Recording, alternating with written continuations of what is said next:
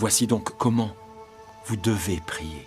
Notre Père, qui es aux cieux, que ton nom soit sanctifié, que ton règne vienne, que ta volonté soit faite sur la terre comme au ciel. Donne-nous aujourd'hui notre pain quotidien. Pardonne-nous nos offenses comme nous pardonnons à ceux qui nous ont offensés. Ne nous induis pas en tentation, mais délivre-nous du malin. Car c'est à toi qu'appartiennent, dans tous les siècles, le règne, la puissance et la gloire. Amen. Notre Père qui est aux cieux, c'est la prière des fils et des filles de Dieu. Tu ne peux pas prier et déclarer ces paroles si tu n'es pas fils et fille de Dieu, si tu n'es pas né de nouveau et si tu n'appartiens pas à la famille de Dieu, parce que ici Dieu est un Père dont nous sommes membres de la même famille, de la famille céleste. Il dit notre Père qui est aux cieux. Tout commence par notre Père. C'est ton Père, c'est mon Père et c'est notre Père. Alors, quand nous sommes ensemble, nous pouvons dire notre Père qui est aux cieux, mais lorsque nous sommes seuls dans l'intimité, c'est mon Père qui est aux cieux. Bien aimé, nous avons compris ici que les cieux représentent une dimension intérieure. Ce qui veut dire que les cieux, ce n'est pas là-haut dans le ciel. Les cieux sont en toi, alors ce Père habite en toi. Il dit, notre Père qui est aux cieux, les cieux sont à l'intérieur de nous parce que notre corps est devenu l'habitat du Dieu vivant, le temple du Saint-Esprit. Dieu a quitté son trône, son royaume et est venu s'établir en chacun de nous. Alors lorsque tu dis notre Père qui est aux cieux, les cieux ne sont pas loin, les cieux sont à l'intérieur de toi. Tout commence par notre Père qui est aux cieux. Par la suite donc, il déroule ici les 7 niveaux de notre prière, ou les 7 supplications que nous devons effectuer pendant la prière. Cette prière, c'est 7 supplications. Cette prière, c'est 7 soupirs de notre âme que nous devons révéler, c'est 7 dimensions intérieures que nous devons traverser étape après étape pour pouvoir toucher efficacement le cœur de Dieu. Bien-aimés dans le Seigneur, c'est tout sauf une récitation. Bien-aimé dans le Seigneur, notre Père qui est aux cieux, deuxième étape, que ton nom soit sanctifié. Dis avec moi, que ton nom soit sanctifié. Ce qui veut dire que la première étape dans la prière, dans toute prière, c'est numéro 1, la sanctification du nom de Dieu. Ne commence jamais la prière sans au préalable avoir sanctifié le nom de ton Père. Que ton nom soit sanctifié. Bien-aimé, faisons la différence entre le nom de Dieu et Dieu lui-même sur son trône.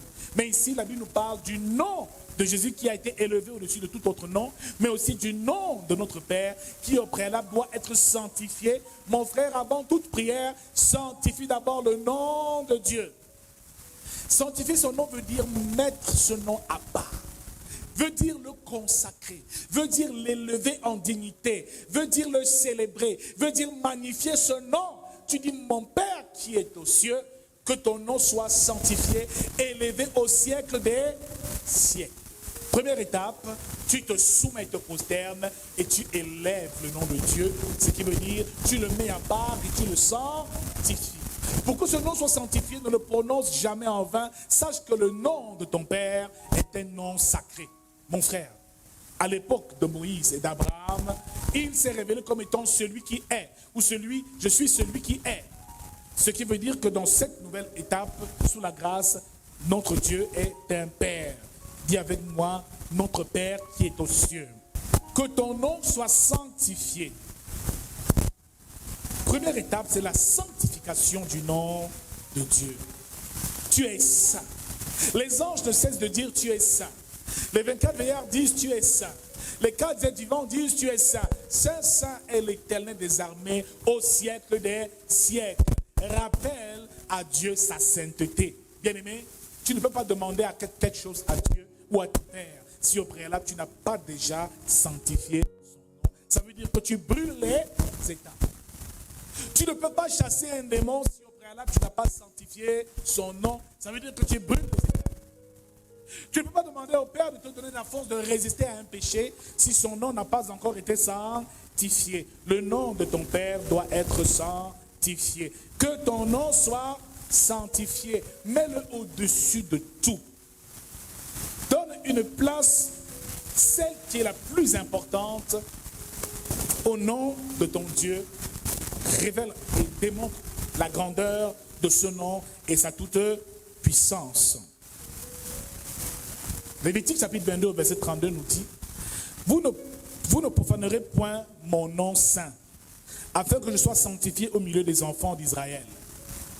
Et Lévitique chapitre 4, verset 8. Les quatre êtres vivants ne cessent de dire jour et nuit, Saint, Saint, Saint est le Seigneur Dieu, le Tout-Puissant, qui était, qui est et qui vient. Bien-aimé, première étape de ta prière, la sanctification du nom de Dieu. Deuxième étape, l'avènement de son règne. Bien-aimé, le règne du Père n'est pas établi sur terre. Et il s'établit dorénavant sur terre au travers de nous, enfants de Dieu. Bien-aimé, quand on dit que ton règne vienne, cela veut dire qu'on appelle ici son gouvernement sur terre, qu'on appelle sa toute puissance sur terre, qu'on appelle sa domination sur terre. Ne poursuis pas ta prière sans avoir invité le règne de Dieu dans ton cœur. Invite-le à venir régner dans ton esprit, dans ton âme et dans toutes tes pensées. Bien-aimé, nous parlons du règne, ce qui veut dire nous parlons de son royaume. Inviter son royaume en toi et l'activer veut dire, Seigneur, que ton règne vienne. Ce qui veut dire que ton royaume s'établisse en moi, dans mon être tout entier, de la tête aux pieds, corps, âme et esprit. Nous sommes en train d'apprendre à prier. Jésus nous enseigne comment prier. Jésus nous donne le modèle de comment prier. Nous parlons là ici du modèle type de prière que tout chrétien doit connaître. Mon frère, son règne doit s'établir dans ton cœur. Son règne doit s'établir dans tes pensées. Son règne doit s'établir dans ton être tout entier. Mon frère, ma soeur, son règne doit s'établir. Ce qui veut dire que le royaume doit effectivement s'activer à ce moment précis. Et la troisième supplication, c'est l'accomplissement de sa volonté. Numéro 3, l'accomplissement de sa volonté. Nous parlons là ici de 3 supplications. La première, la sanctification de son nom. La deuxième, l'avènement de son règne. Le troisième, l'accomplissement de sa volonté. 3 premiers principes à comprendre. 3 premières dimensions dans la prière. Alors ici, cette prière est scindée en 2. La première, c'est les 3 premières dimensions, elle est spirituelle. C'est le soupir et les demandes spirituelles que nous effectuons et nous demandons à Dieu, notre Père. Donc la sanctification de son nom, l'avènement de son règne, l'accomplissement de sa volonté dans nos vies représente ici nos besoins spirituels. Ce dont notre esprit a besoin pour être en communion avec lui. 4 autres nous parlent des besoins matériels. Donne-nous notre pain de ce jour. Donc, les matériels, par la suite, agissent, s'effectuent, mais avant, les demandes spirituelles doivent d'abord se faire. Donc ici, c'est 3 niveaux spirituels dans la demande et dans le soupir, et 4 niveaux matériels dans les besoins que nous avons, que nous présentons à notre Père. Alors ici, le numéro 3, c'est l'accomplissement de sa volonté. Quand tu dis que ton règne vienne, ça veut dire que ton royaume s'établisse en moi. Il faut, numéro 3, maintenant, inviter sa volonté parfaite à s'accomplir, à s'établir en toi. Amen. Bien-aimé dans le Seigneur, il n'y a pas de rapprochement avec Dieu sans au préalable avoir soumis son cœur, ses pensées, son âme à sa volonté. Car l'homme ne subit pas la volonté de Dieu. Nous sommes parfois en train de subir la volonté du prince de ce monde. Bien-aimé dans le Seigneur, 1 Timothée chapitre 2, du verset 3 à 4 nous dit, la volonté de Dieu est que tous les hommes soient sauvés et parviennent à la connaissance de la vérité. Lorsque Jésus était donc sur le point d'être arrêté, nous sommes dans Matthieu chapitre 27. Et là nous sommes au jardin de Gethsémani au verset 39. Il dit, Père, ôte de moi cette coupe, non ma volonté mais la tienne. Donc, pendant ce temps de prière, la troisième étape, c'est qu'il faut simplement dire, Seigneur, que ta volonté soit faite dans ma vie. En toute chose, invite la volonté du Père afin que cette volonté s'accomplisse et s'établisse en toi. Romains 12, verset 2 nous dit, soyez transformés par le renouvellement de l'intelligence afin de discerner quelle est la volonté de Dieu, ce qui est bon, agréable et parfait. Donc la volonté de Dieu a 3 niveaux. Ce qui est bon, ce qui est agréable et ce qui est parfait. Seigneur, je veux que ta volonté s'accomplisse en moi et faire pour toi ce qui est bon, ce qui est agréable et ce qui est parfait. 3e étape, l'accomplissement de sa volonté en toi.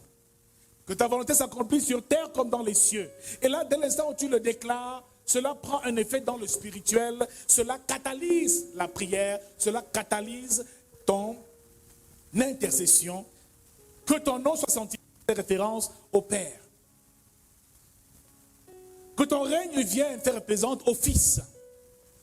Et que ta volonté soit faite sur terre représente le Saint-Esprit. C'est le Saint-Esprit donc qui établit la volonté de Dieu dans ton être et sur terre. Bien-aimé dans le Seigneur, Jésus règne, le Saint-Esprit établit la volonté de Dieu sur terre. Alléluia. Les 3 premières dimensions et les 3 premiers soupirs, les 3 premières supplications nous parlent de nos besoins spirituels. Donc notre Père qui est aux cieux parle d'abord de nos besoins spirituels avant de parler de nos besoins matériels. Ce qui veut dire que c'est la division entre 2 mondes. Le monde des esprits et le monde matériel. Le monde spirituel et le monde matériel. Alléluia. 4e soupir et 4e supplication. Donne-nous notre pain de ce jour. Qui correspond ici à la providence divine. C'est donc là le 4e niveau dans ta prière. La providence divine veut dire, Père, nourris-moi. Accorde-moi le pain de tous les jours. Accorde-moi la nourriture spirituelle prioritairement, mais aussi la nourriture physique et matérielle.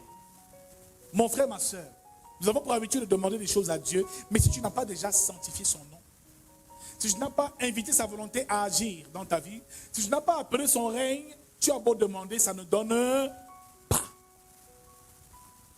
Cette prière, c'est un ensemble d'étapes à respecter pour que ta prière puisse être entendue par Dieu, écoutée, et pour que le Père, tu puisses dans l'intimité recevoir tout ce dont tu as besoin. Jésus nous a donné ici le modèle type de prière. Dans toute forme de prière, respecte-le et je déclare que tu seras béni au nom de Jésus-Christ. Matthieu 7, verset 11 nous dit, aussi méchants que vous êtes, vous savez donner de bonnes choses à vos enfants. À combien plus forte raison votre Père qui est dans les cieux donnera de bonnes choses à celui qui le lui demande. Ce qui veut dire ici que dans la 4e étape, qui est l'étape de la providence divine, Dieu est un Père qui a pour besoin primordial et prioritaire de subvenir à nos besoins. Mon frère, la nourriture, le travail, les bénédictions terrestres doivent nous être accordées par notre Père. En tant que fils, c'est notre devoir de le servir, oui, mais c'est aussi un droit qu'il nous nourrisse. Il dit, je nourris les oiseaux du ciel qui eux ne sèment ni ne moissonnent.